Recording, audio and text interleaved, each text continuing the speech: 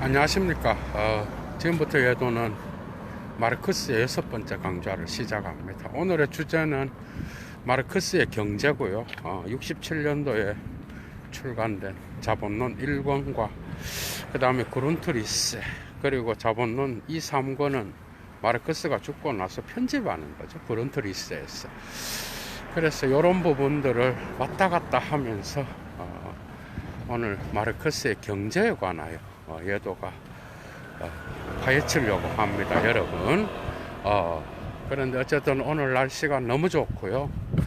날씨가 마치 이제는 꽃샘추위에 엄청난 바람이 사라지고 날씨가 너무 좋습니다. 4월의 혹독한 시기를 여러분들은 잘 견뎌내고 계시리라고 생각하고, 특히 이 4월에 그죠, 모두 다 힘든 시기를 지나서 이제 5월에는 여러분들 건강과 그리고 모든 것이 다 행복한 그러한 삶을 누릴 수 있는 그런 분위기가 마련되길 바랍니다. 당연히 예도 TV도 혹독한 바람이 불었겠죠. 예도 TV 오늘 자본론 강좌하기 전에 좋아요를 잊지 마시고요. 그리고 가능하신 분은 예도 TV를 꼭 후원해 주세요. 그리고 자본론에 있어서 마르크스의 정점에 도달하는 거죠. 그러한 강좌이긴 한데, 예도는 철학자로서 마르크스가 이 자본론이 정말 이 후대의 하버마스에 이르기까지, 오늘날 알투세르라든지 하버마스, 그 다음에 또 지적에 이르기까지 다양한 방식으로 마르크스의 중요성이 어디에 있는지 여기에 초점을 맞춥니다. 당연히 그래서 강좌는 위대한 거예요. 그 책을 뭐 읽는 거는 아무런 의미가 없어요. 그런 거는 또 포인트도 못 잡아내고 일반 1차자를 읽어도. 자본론은 상당히 이 상권에 비하면 쉬운 책입니다, 여러분. 그 이유는 2권, 3권은 엄청나게 많은 경제학적 용어들로 떡칠되어 있고, 그 다음에 3권이 오히려 약간 쉽게 느껴져요.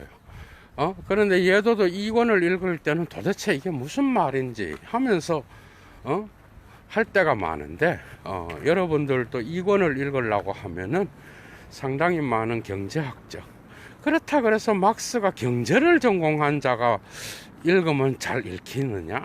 또 그게 아니죠. 그의 작품 안에는 엄청나게 많은 철학사적, 철학소가 들어있고요.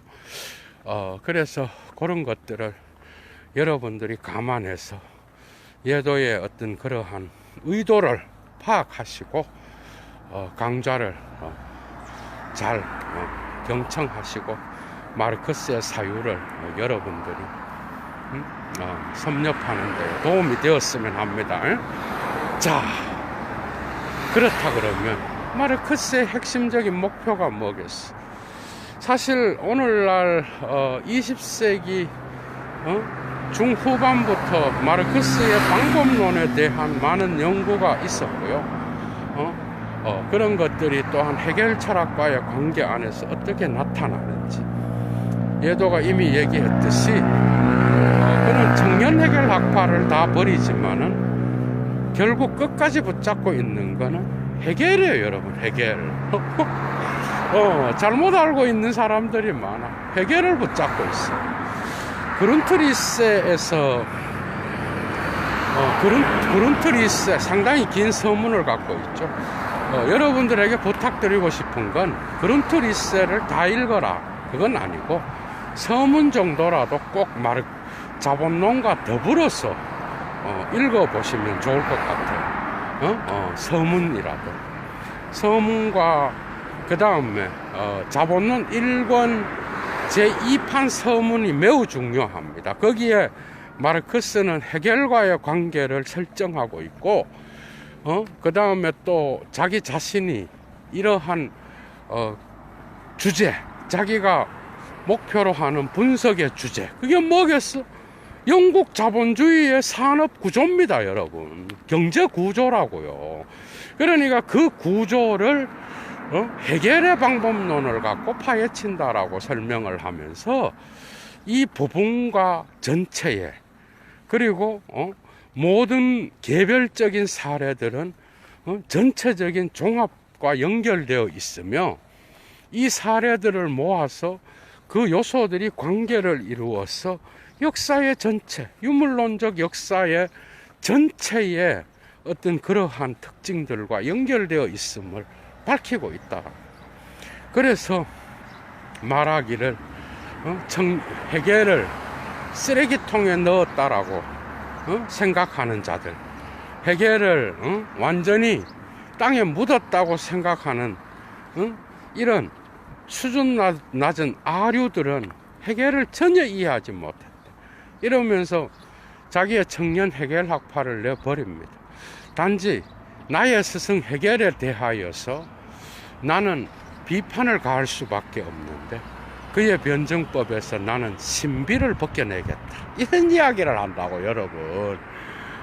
이러면서 해겔의 방법론을 취하여 자기 자신의 역사적 유물론을 영국의 자본주의 사회의 구조에 적용시켜서 분석을 해나가겠다라고 하는 그 의지가 이러한 그룬트리스의 서문과 그 다음에 자본론 1권의 서문에 나타나고 있다라는 거.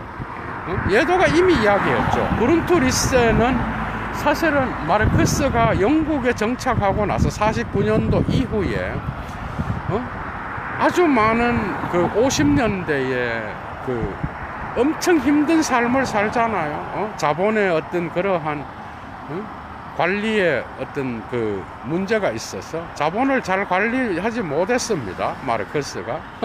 그러면서 엄청난 원고들을 한 번에 막 써내려가기도 하고, 삶의 어떤 부침 때문에 이러한 연구가 늦어지기도 하고 하면서 모아놓은 그게 그룬트리스라고. 그 6부까지, 5부 6부까지 이렇게 자기가 계획했는데 결국 일부, 나머지 5부는 없어요.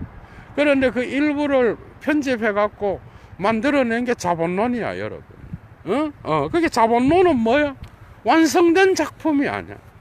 특히 웨코노미, 마르크스가 경제학적인 이러한 것들을, 고정경제학을 애덤 스미스와 데이비드 리카르도의 이러한 고정경제학을 자기 자신의 그 경제철학 수고로부터 시작하여서 그 다음에 계속 독일 이데올로기, 곳곳에서 나타나는 역사적 유물론의 개념을 고정경제학적 연구를 통하여 영국 자본주의 사회의 핵심적 구조 속에 적용시킬 때에 나타나는 이 자본론 1권의 중요성은, 그죠? 마르크스의 전체 사유를 관통한다고 해도 과언이 아니야. 그런데 마르크스의 경제학은요, 결코 확정된 이론이 아니에요. 마르크스의 그룬트리스의 곳곳에서 그는 과격한 혁명론을 끊임없이 수정해가고 있었고, 그 다음에 48년도에 분트데얼 게레히텐이라고 하는, 뭐겠어? 의로운 자들의 동맹이라고 하는, 그죠? 그가 벨기에의 브뤼셀에 정착하여 한 2, 3년을 살게 되는데, 그 시절에 만나게 된 그 의인 동맹이라고 알려져 있죠. 나중에 공산주의 동맹으로 바뀌는데, 이 의인 동맹의 사람들이 엥겔스와 마르크스에게 의존하여서 거기에서 바이틀링이라고 하는 또 엄청난 사회주의자가 또 있었다고, 독일 출신이. 그래서 바이틀링의 어떤 이러한 과격한 혁명론을 너는 현실에 적용하기는 거는 쉽지 않다, 이러면서 칼 막스는 자기 자신의 어떤 혁명은 기다려야 된다, 자본주의가 무르익어야 된다, 이런 주장을 하게 되잖아요. 그러면서 그 의인 동맹이 바이틀링보다는 마르크스 엥겔스가 훨씬 더 타당성이 있다, 이렇게 보고 그에게 마니페스트, 선언문을 하나 써주기를 바랬는데, 그게 바로 공산당 선언입니다, 여러분. 이해가 돼요? 거기에는 프롤레타리아와 그 부르주아의 어떤 양극적 대립이 첨예하게 갈라지게 되면서 혁명이 마치 바로 일어날 것처럼 이야기하는 게 공산당 선언이에요. 그런데 자본론 그룬트리스로 옮겨지면서 이런 것들이 완화되고 수정되기 시작합니다. 여러분, 사실은 자본론도 결국은 그러한 공산주의 혁명이 일어나는 방식으로 일권이 끝나면서 빼앗은 자가 빼앗김을 당한다, 이런 내용으로서 자본론 일권을 마치고 있지만은, 그러나 그룬트리스의 곳곳에는요 이러한 부르주아와 그 다음에 그 프롤레타리아의 관계가 완전히 대립되어서 자본주의의 외피가 표면이 뜯겨져 나간다. 이게 자본주의 그 자본론 1권 마지막 내용이거든. 뜯겨져 나가서 혁명이 일어난다 그러는데, 그런 것들이 이제 그룬트리스에서 곳곳에서는 그 대립이 완화되고 수정 자본주의를 이야기하기도 한다고. 그러니까 이거를 마르크스를 그냥 어느 공산당 선언만 읽은 사람은 마르크스를 오해할 수밖에 없는 거예요. 마치 공산당 혁명이 막 일어나가 막 그게 아니고 수정 자본주의를 이야기하고, 그 다음에 잉여 가치에서 이익을 받은 그러한 노동자들이 나타나게 되면서 이 수정 자본주의가 또한 혁명을 완화시킬 그런 가능성도 언급하기도 하고, 의사와 변호사의 이거는 자본론, 그러니까 이게 다 그룬트리스의 원고라고. 이걸 편집해서 이 3권을 냈다고요. 그게 자본론은 어떤 완성 작품도 아니고, 마르크스가 그걸 내가 자본론을 3권을 완성을 해야 되겠다 했던 그런 의도는 전혀 없었다라는 거예요. 이해가 되죠. 그러니까 이거는 끊임없는 변화와 발전 속에서 마르크스가 죽을 때까지, 그죠, 끊임없이 자기 자신의 경제 이론을 변화시키면서 완성해 나갔다라는 거, 그걸 꼭 기억하시고 마르크스의 작품에 임하시면 좋을 거라는 거, 그걸 꼭 기억하셔요. 49년도에 그러니까 공산당 선언 48년도에 선언을 하고, 그 다음에 노동임금과 자본이라는 작품을 짧게 내죠. 그 다음에 49년도에 그것과 더불어서 영국으로 이제는 완전히 이주를 하면서 죽을 때까지 살게 되는데, 그 49년 이후의 작품들을 마르크스의 후기 작품이라고 해요. 그런데 거기에는 많은 아주 중요한 작품들이 대거 나타납니다. 대거 나타나는데, 거기에는 아주 중요한, 그러니까 독일 이데올로기에서 나타나는 그러한 독일 이데올로기에서 표현되었던 히스토리셜 마테리알리스무스가, 그죠? 정치 경제학 비판에서 이게 또 나타나. 훨씬 더 깊이 있게 다루어지고, 상부 구조와 하부 구조는 오히려 이 정치 경제학 비판에서 훨씬 더 잘 정리되어 있어요. 서문에서도 바로 나타난다고. 그러니까 요런 것들, 그 다음에 또 잉여 가치설, 이 잉여 메얼베얼트가 매우 중요한 마르크스의 자본론 후기 사고의 결정적으로 중요한 개념으로 나타나. 그러니까 잉여 가치 학설사를 또 집필을 하고, 그 다음에 또 가치, 가격, 이윤 이런 것들을 또 발표를 하고 곳곳에서 나오는데, 얘도가 이 얘기를 왜 하느냐, 이런 것들이 그룬트리스와 연합해서 개별 작품으로 나오기는 하지만은, 이 대가의 이런 사유들은요, 얘도가 항상 이야기하잖아. 이 논문에 있는 게 여기에 들어가 있고 여기에 있는 게 여기 들어가 있어. 그러니까 여러분들이 전집을 읽다가 보면은 그죠? 그 전집은 여기에 들어가 있는 게 프로이트나 뭐 이런 다른 대가들도 그래요. 여기에 있는 게 여기에 있고 헤겔의 소논리학이나 대논리학도 막 내용이 완전 다르지 않아요, 여러분. 비슷하고 똑같심지어 똑같다는 느낌까지 드는 게 있어. 그러니까 이런 작품들이 자본론 안에 곳곳에 들어와 있다라는 거. 예도가 그걸 여러분들에게 말씀을 드립니다. 그걸 꼭 기억하셔요. 그래서 헤겔의 방법론, 메토돌로기, 메소달러지죠, 영어로.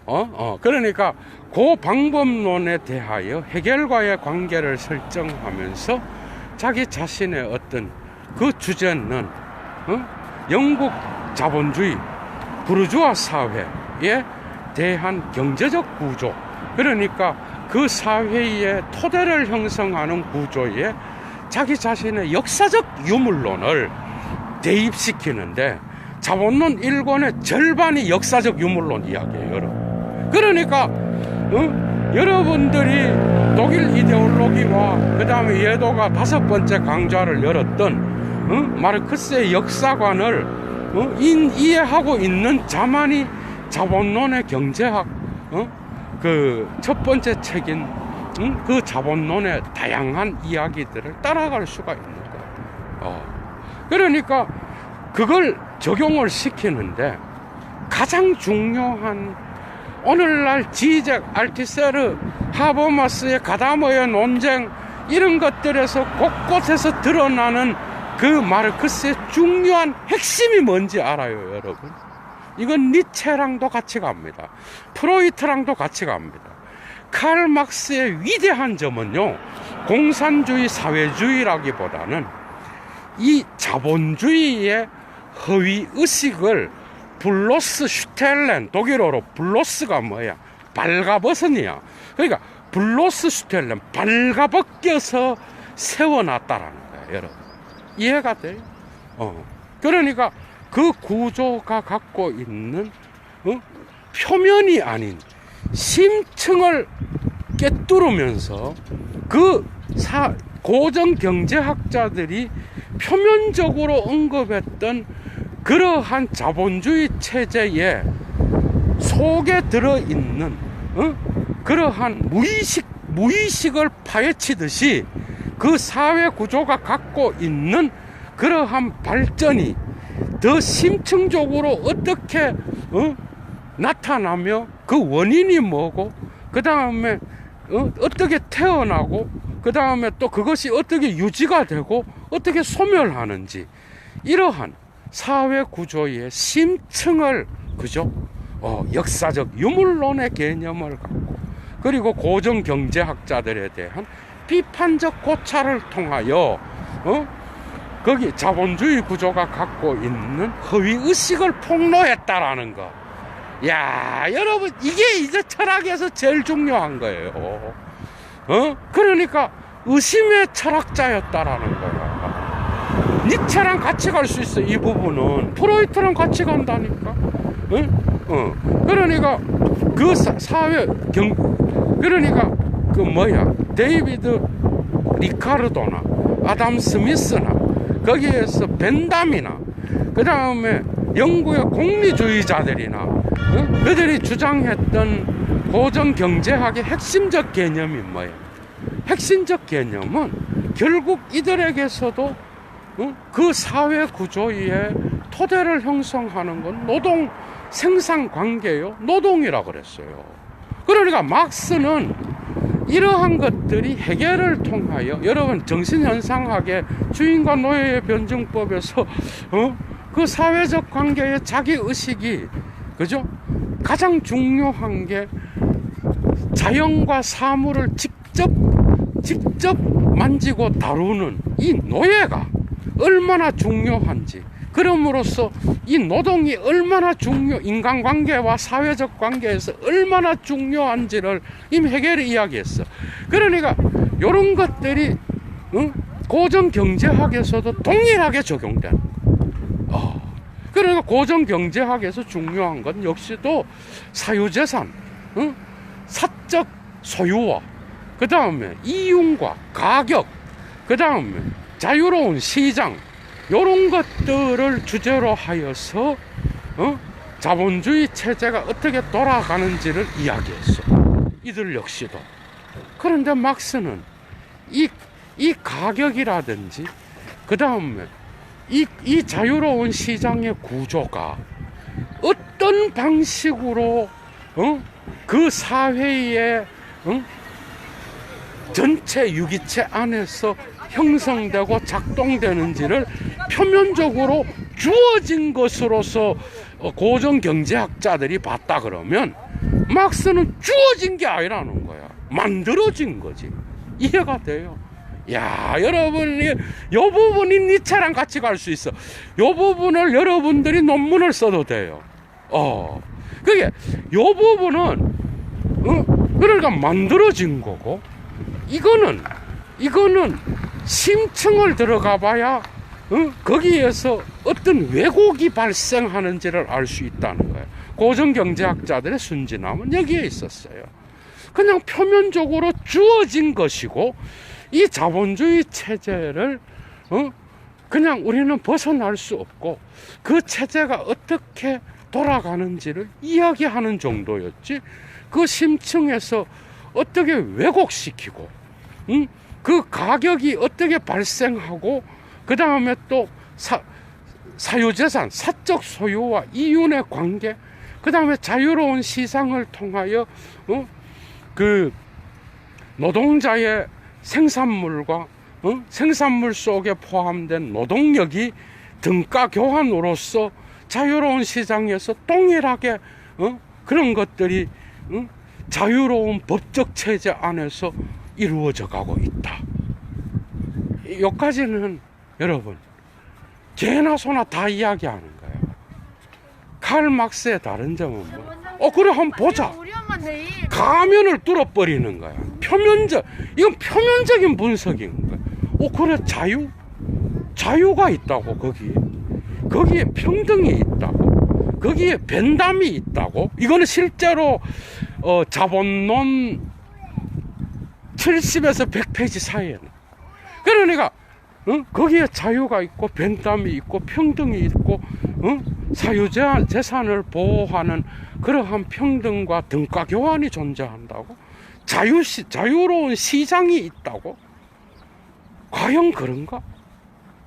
알고 보니까 그 자유는 결국은 노동자들의 노동력을 착취하는 방식으로 존재한다는 거예요.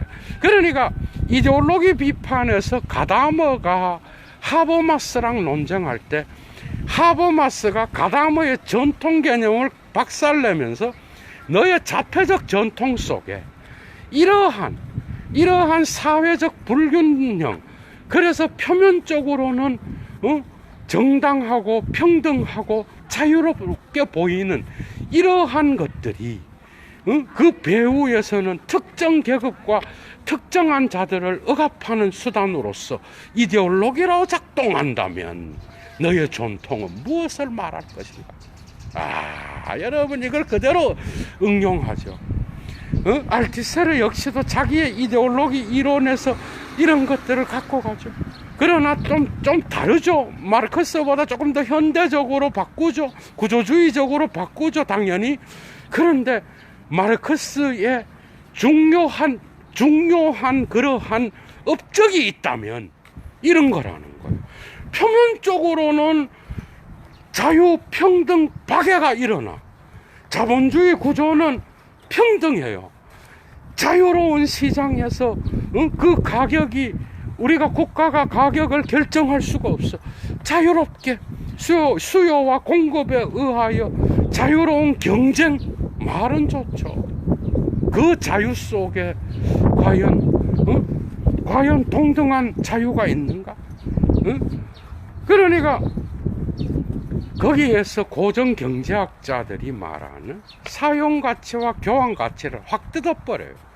마르크스는 그래, 사용가치 안에, 니네들이 사용가치 안에, 동일한 노동자들의 생산력이, 생산의 가치가, 가격이 들어있다라고 이야기했는데, 과연 그런가?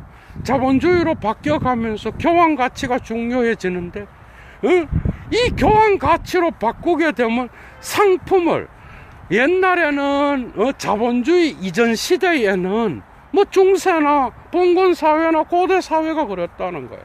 상품을 돈으로 바꿔서 직접 교환을 했잖아, 그죠? 자본주의 사회는 모든 게 상품이 돈으로 바뀌어야 되는 거예요. 그런데 거기에는 노동자의 노동력이 가치로 설정되어서 노동력도 동일한 자유로운 시장에서 노동력도 팔아야 되는 거예요. 그런데 그 상품과 노동력이 등가 교환이라고 주장하는데, 나중에 보니까 시장에 가서는 이게 탈바꿈을 하네. 그러니까 사용 가치가 교환 가치로 바뀌게 되면은 교환 가치 안에서 이상한 사물의 신성이 나타나서 지네들끼리, 사물들끼리 경쟁할 뿐만 아니라 노동자의 그 노동력이 생산 가치에 그대로 포함되어서 노동자에게 교환 가치로서 그 가격이 설정돼서 노동자에게 돈을 주느냐, 아니라는 거예요. 모든 자본주의 사회의 가격에는, 자본에는 불변하는 자본이 있고, 그 다음에 변하는 자본이 있는 거예요. 이 변하는 자본은 바로 노동자의 노동력과 관계가 있는 거예요. 그러니까 노동자의 노동력이 들어가서 생산 관계를 설정할 때, 자본은, 그러니까 마르크스가 뭐라 그래? 자본은 생산 수단이 있어야 되고, 여러분들이 뭔가를 이래 만들려고 그러면 또 뭐가 있어야 돼요? 마테리알, 재료가 있어야 돼요. 그 다음에 이 재료는 당연히 자본가가 어딘가에 가서 또 사오겠죠. 그 다음에 또한 이런 것을 생산할 수 있는 노동력이 있어야 돼요, 그죠? 노동력이 또 있어야 되고, 그 재료에서 부수적 재료가 또 나타나야 되고, 이런 것들을 막스가 자본에서 이야기한다. 근데 중요한 것은 불변 자본이 아니라 가변 자본을 만들어내는 것은 바로 노동력과 관계가 있는 거예요. 그런데 이 노동력이 바로 생산수단을 극대화하는 방식인데, 왜냐하면 재료값은 올라가든 어떻든 간에 거기에서 잉여가치를 만들어낼 수는 없는 거야. 그러니까 잉여가치는 언제나 가변 자본에서 나오는 거야. 그러니까 그 가변 자본을 만들어내는 게 바로 노동력인데, 자본가는 어떻게 해서든 생산수단을 효율적으로 확대하여 자기 자신의 이윤을 챙기려고 할 것이고, 노동자는 뭐야? 노동자는 가능하다면 그 이윤을 자기 노동에 맞게 그렇게 가져오기를 원하는데, 이게 문제는 옛날에는 뭐야? 귀족사회와 노예사회에서는 뭐야? 봉건사회에서는 주인이 다 갖고 가는 거죠. 그런데 뭔가 요 부분은 달라진 거야. 시민사회가 오면서. 그게 마르크스가 자본주의를 무조건 다 깐 게 아니에요. 상당히 많은 부분을 인정을 한다니까. 그런데 이제 자본주의 사회에서는 그러한 지배자가 없잖아, 그죠? 주인이 없어. 주인과 노예가 없잖아요. 그러니까 이 교환 가치의 이윤율, 그리고 잉여 가치에서 나타나는 그 이윤을 동일하게 나누어 가져야 되잖아, 그죠? 그런데 알고 보니까 자유로운 시장이라는 개념 속에서는 그게 아니라 이러한 생산 수단을 지배하고 있는 부르주아 계층이 이것을 지배하여서 표면적으로는 동일하고 그 다음에 평등하고 자유로운 경쟁을 하는 것 같이 보이지만은 사실은 여기에서 엄청난 착취와 그 다음에 엄청난 어떤 그러한 노동자들에게 돌아가야 될 이윤들이 자본가들에게도 가고 있다라는 거예요. 이건 엄청난 폭로죠, 그죠? 오늘날에도 적용될 수 있어요, 이거는. 그런데 이제 마르크스의 순진성은 나중에 또 이야기하겠지만은 중요한 건 뭐예요? 자본주의에서 나타나는 심층의 자유라는 이름으로 나타나고 벤담이라는 이름으로 나타나고 서로에게 유익이 될 수 있는 공리주의를 이야기하지만은 자기 자신의 관점에서 교환을 할 때 이건 평등하고 그 다음에 노예와 귀족이 없으니까 자유롭다. 거기에는 서로 시민의 계약 관계에 의하여 부르주아 사회가 만들어낸 위대한 주인과 노예를 철폐하고 신분제도를. 그래서 자유로운 경쟁 안에서 자유롭게 법적 제도 안에서 동일한 등가 교환을 한다. 이 지랄 했다는 거야. 그런데 동일한 등가 교환이 아니라 엄청난 착취가 거기에서 일어난다라는 거죠. 여기까지는 오케이. 그런데 여기에서 마르크스는 그죠? 고전 경제학자들이 보지 못했던 그러한 역사적 유물론을 적용시키는 부분이 또 나타나는 거예요. 그죠? 그러니까 사물 자체는 상품이 되면 노동자의 손을 떠난다는 거예요. 그러니까 노동자와 상품은 상품 자체로 시장에서 경쟁을 하게 되고 사물을 처음에 노동자가 만들었는데 이게 나중에는 사물이 노동자를 지배하게 돼버리는 거예요. 그래서 이러한 자본주의의 위기는 특정 계급에 의하여 생산수단과 자본이 독점되게 되고 그 독점은 결국 프롤레타리아 노동자들의 어떤 그러한 생활을 피폐하게 만들고 노동자들의 어떤 노동수단을 효율적으로 증대시키면서 그 노동시간을 온전히 바치게 함으로써 노동자는 일상도 없는 거야. 일상 자체가 노동의 시간과 결합되어 있어서 심지어 자본주의 사회는 그 가족들까지도 이 자본이라고 하는 그 기계 속에 집어넣어서 삼켜버린다. 이런 이야기라는 거야.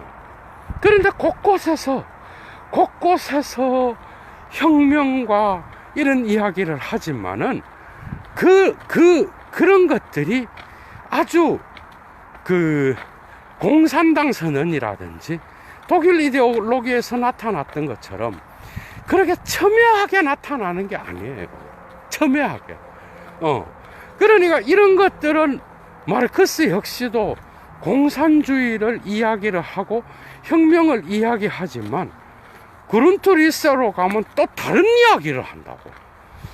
곳곳에서 이런 혁명을 이야기하지만 이런 이야기를 또 합니다. 아주 중요한 이야기겠죠.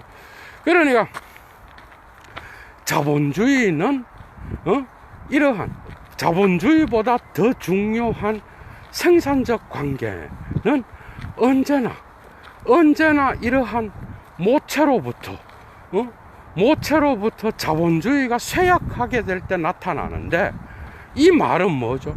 자본주의는 언제나 공산주의는 자본주의의 토대 안에서 발생한다라는 것처럼 보여요. 그러니까 자본주의의 상당히 많은 부분, 심지어는 그룬트리스의 이런 이야기도 있어. 오늘날의 자본주의의 극단화에서 나타나는, 여러분 기계가 자동화되잖아, 그죠? 아우토마트가 된다고. 자동화가 되면은 이제는 인간의 노동은 상품성이 사라지게 되고 이 기계가 인간의 노동을 대신하게 되는 그런 시대가 올 것이다. 이런 이야기도 한다고, 여러분. 그리고 또 이러한 자본주의는 교묘하게도 이런 공산주의의 혁명을 완화시키는 그런 현상들이 나타나는데, 그것은 바로 그 잉여 가치에서 이득을 얻은 노동자들이, 프롤레타리아들이 상당히 많이 나타나게 되어서 공산주의 혁명에 이 바로 발생하지 못하게끔 그러한 자들이 중간에서 계급적으로 나타나게 되고, 또 자본론 상권에는 어떤 내용이 있는가 하면은, 그러면 의사와 변호사와 이런 것들은 뭐냐, 이런 것들은 왜 이런 자들은 계급을 따로 설정할 수 없느냐 하면서 논쟁을 하는데, 결국은 이들이 부르조아로 편입될 수밖에 없고, 그 다음 뭐죠? 프롤레타리아와, 그러니까 다양한 계급이 있는데 결국은 두 계급으로 편입되고, 거기서 논쟁을 하다가 마무리를 못하고 그냥 쑥 넘어가 버려. 그러니까 마르크스 역시도 영국에 살면서 그 자본주의가 수정하면서 이런 혁명의 싹들이 조금씩 제거될 수도 있다라는 걸 보여주는 부분도 있고, 그래서 상당히 많은 갈등을 일으키는 부분들이 나타난다라는 거예요.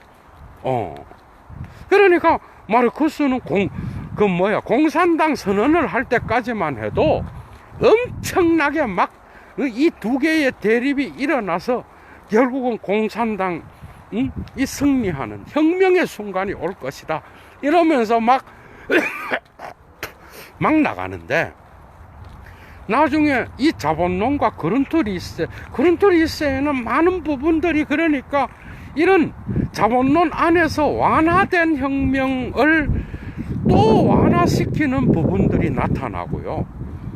심지어 마르크스가 마지막 시절에는 물론 러시아의 바쿠닌이라든지 다양한 어떤 사회주의자들과의 대화를 통하여 인터내셔널에서 이야기를 하면서 자기의 이론들을 수정해 나가잖아요.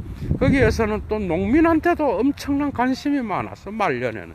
나중에 마르크스의 정치를 이야기하면서 얘도가 공산당 선언이랑 그 다음에 정치 경제학 비판이랑 이런 것들이랑 연결하여 레닌과 마르크스라는 강의를 꼭 한번 들어보셔요, 여러분. 레닌과 마르크스, 얘도가 이미 2개를 해놨습니다. 그 부분을 좀 들어보시고, 그거는 요 이후에 주제로 따로 삼아서 얘도가 이야기를 하려고 그래요. 그러니까 그 경제라고 하는 거는 그 사회의 토대를 결정하고 그 사회학의 아주 중요한 결정적인 것을 만들어내는 것, 맞죠? 이 점에서 마르크스는 이 경제를 사물의 어떤 운용이라는 관점에서는 여러분들이 어떻게 생각해요? 유물론자지. 근데 마르크스는요, 편향된 유물론을 아주 싫어했습니다. 그러니까 사물 자체의 움직임이 인간의 정신, 인간의 상부구조와의 관계 안에서 나타나는 그러한 보편적 학문으로서의 경제학을 이야기한 거야, 비센샤프트를. 그게 독일어의 비센샤프트는 사이언스, 스키엔치아와 상당히 차이가 있어요. 그러니까 그 경제학은 뭐죠? 순진한 유물론을 거부합니다. 그게 아니라 이러한 재화의 소유와 인간의 생산관계와 생산력을 결정하는 그 사회적 구조는 언제나 특정 계급에 의하여 독점되고, 그것이 독점을 통하여 사회적 혁명으로 나타나며 특정한 계급이 훨씬 더 많은 혜택을 누리게 되는 그러한 현상이 일어나고, 그래서 이런 것들은 총체적인 인간학적 학문으로 연구되어야 되는 그런 경제학이에요. 그러니까 경제 수요와 가격과 그 다음에 자유로운 시장 안에서 일어나는 그런 수준이 아니라 인간 자체의 인간에 대한 인간성을, 그죠? 인간성을 왜곡시키고, 인간에 대한 불평등을 조장하고, 특정한 계급의 자유를 통하여 특정한 계급의 그 자유가 침해되고, 그죠? 그 다음에 또 부의 어떤 그러한 편중을 통하여 특정한 계급이 엄청난 고통 속에서 자기의 일상생활을 잊어버리고 인간으로서 살지 못하는 그런 상황들, 이 모든 것들을 함께 고려하는 경제학이라고. 그게 유물론이 아니라는 거예요. 그러니까 유물론으로 이렇게 역사적 유물론은 이러한 인간의 불평등을 통하여 나타나는 특정 계급의 비인간화, 그죠?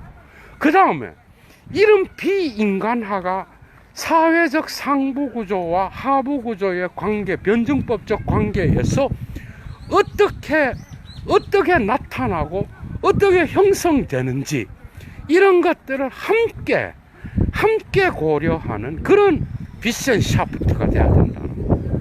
그래서 마르크스의 경제학은 그냥 우리의 경제적인 생산과 인간의 어떤 경제학 분야만을 다루는 게 아니라 인간의 본성과 인간의 다양한, 그죠?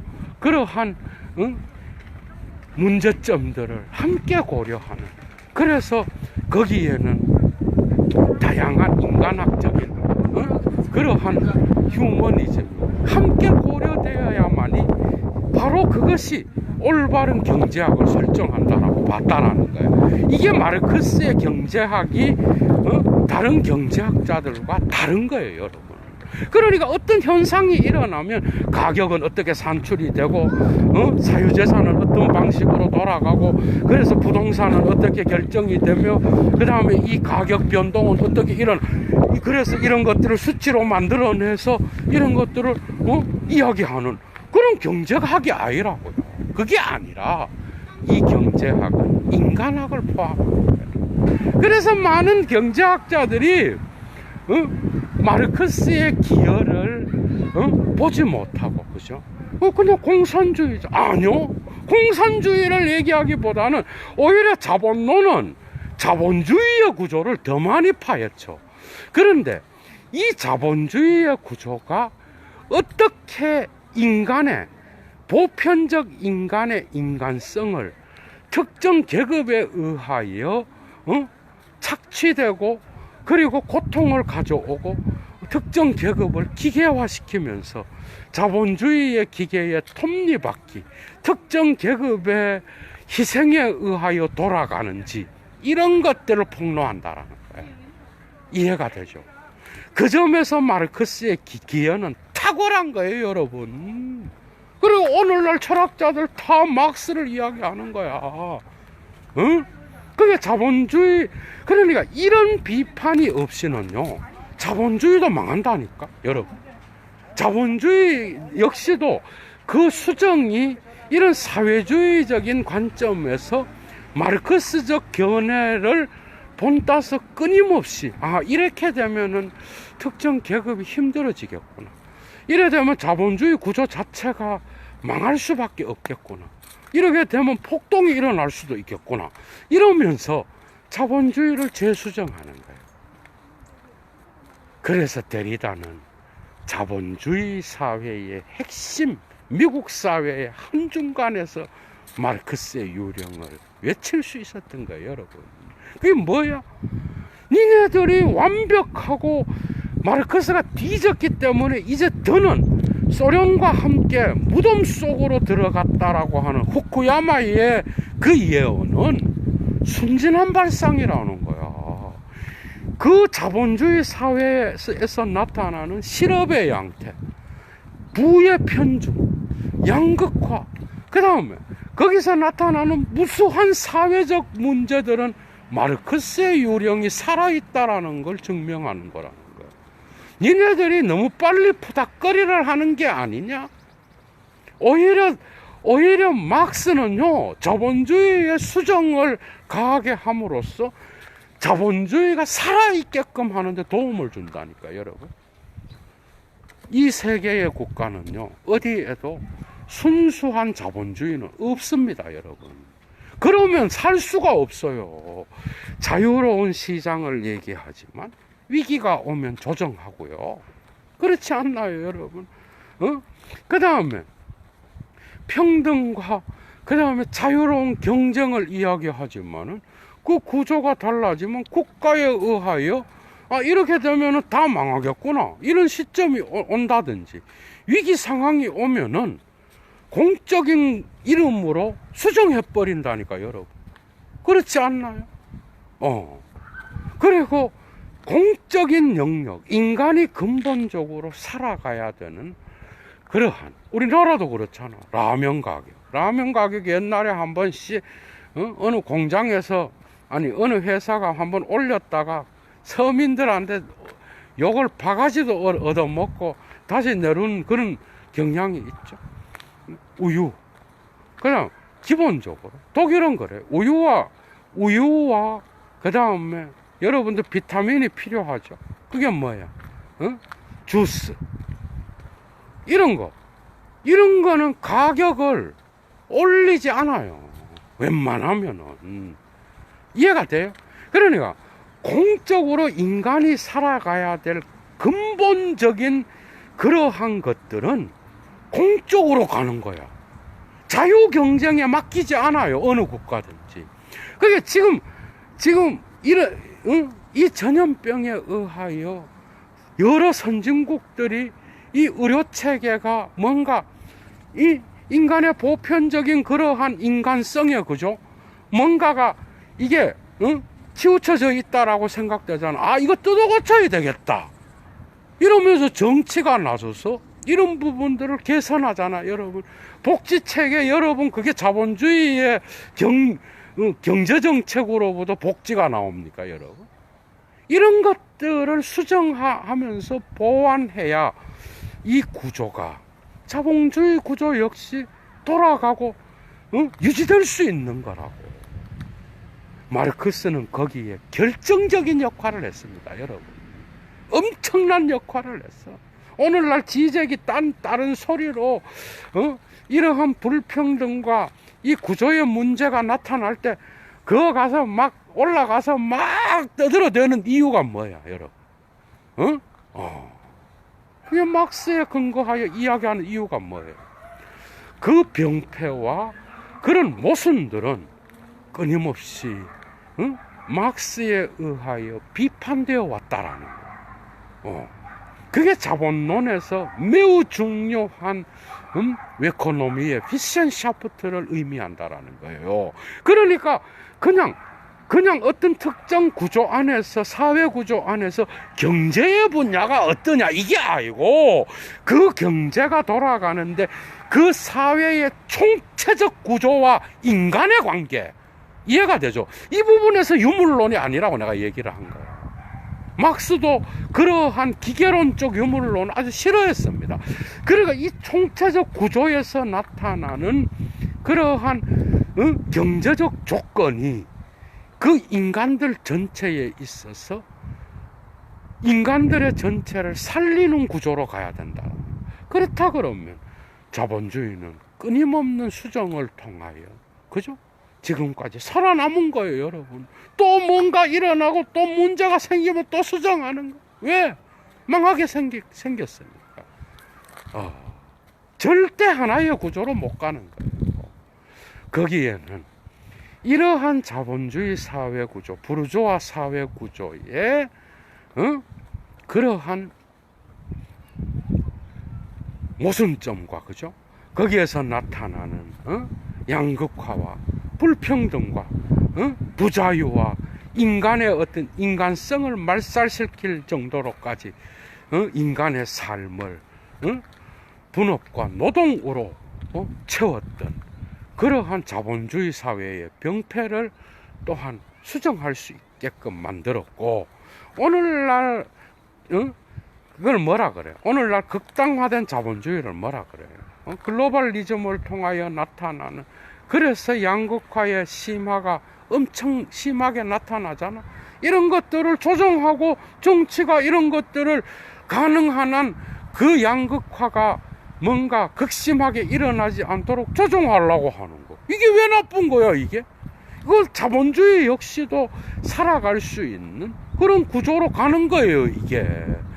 그래서 마르크스는 이러한 사회주의와 공산주의의 혁명을 이야기하기 전에 이 구조가 갖고 있는 자본주의 구조의 어떤 표면에서 보이는 게 아닌 심층 안에서 병든 그런 사회적 관계들, 생산 관계들, 이런 것들을 다양하게 심층 분석을 통하여 왜곡의 지점을 밝히고 있다라는 거.